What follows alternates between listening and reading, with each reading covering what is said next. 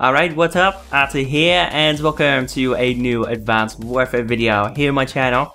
So today we're gonna take a look at another Diamond Assault Rifle. I just unlocked the Diamond Camo for another one, this time around for the HBRa3, my personal favorite assault rifle. And I thought I would simply showcase this one in a video. So with that said, I'm going to show you the class setup that I used in the gameplay that I'm going to show you in a second.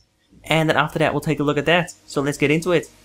Okay, so this was the class that I used for the majority of the time whilst I was trying to unlock all the different camos for this weapon.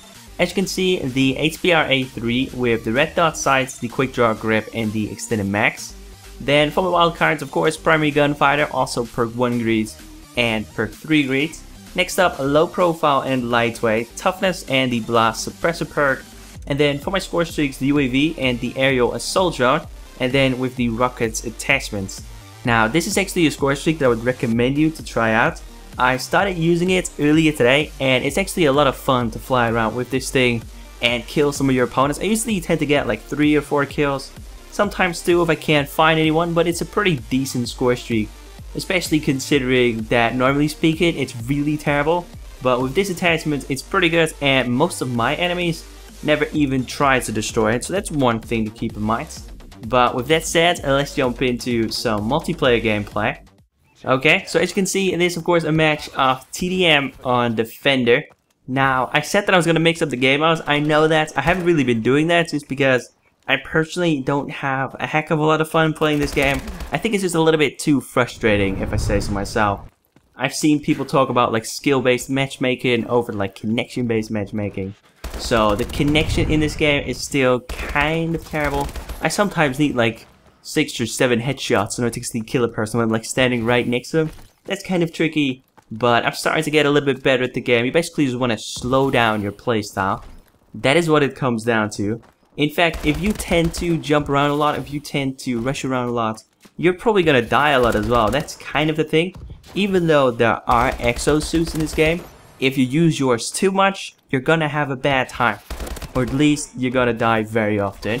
So I want to say like 3 days or so ago, that's when I started playing more defensive, a little bit more laid back, because I tend to basically get more kills and less deaths if I do that. Even so much in like a regular team deathmatch game, making sure that you don't use your exosuit at all times and making sure that you basically just stick to the edges of the map, that's going to help you out tremendously. Of course, you can't do that in momentum. If you want to win a match of momentum, you basically got to use a noob tube.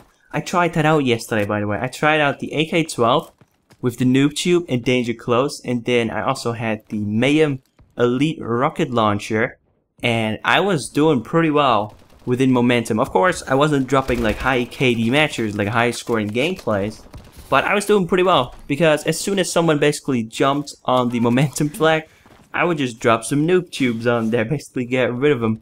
Then again, in most situations, I did lose the match. I forgot to put flak jacket on my class. If you play momentum or like domination, you kind of need flak jacket because most people do tend to use a frag grenade of some sort or something along those lines, a frag grenade, a noob tube. I have to admit that I haven't seen too many people use a noob tube, but within momentum and domination, those things are definitely more used than in team deathmatch or free-for-all, kill confirms, which are of course the game modes that I tend to play the most.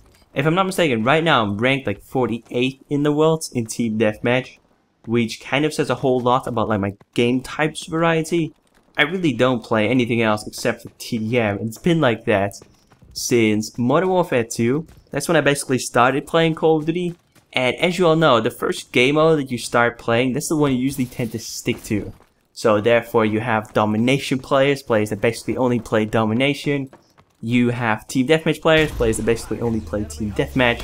That is definitely the biggest group.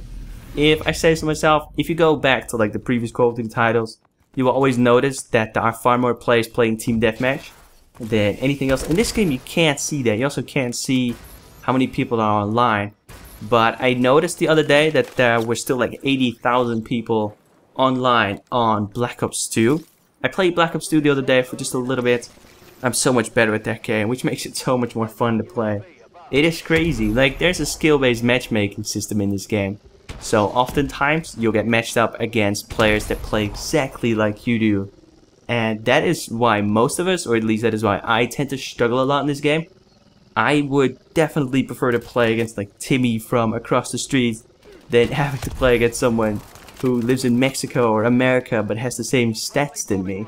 That entire system, it makes no sense to me, but it is something that we're gonna get used to, of course. And then again, they'll probably fix it in the near future as well. Like, I'm pretty sure that they also know that they made a mistake with this. I mean, Treyarch also did this at the start of Black Ops 2, where they started out with a skill-based matchmaking system, and then eventually they switched back to a connection-based system, which should fix most problems in this game. I want to say so anyway. And then the guns need to be balanced, of course, but I guess that's just a matter of time. But anyway, that's it for this video. And that was a bit of a short one, and I really did feel like recording a live commentary.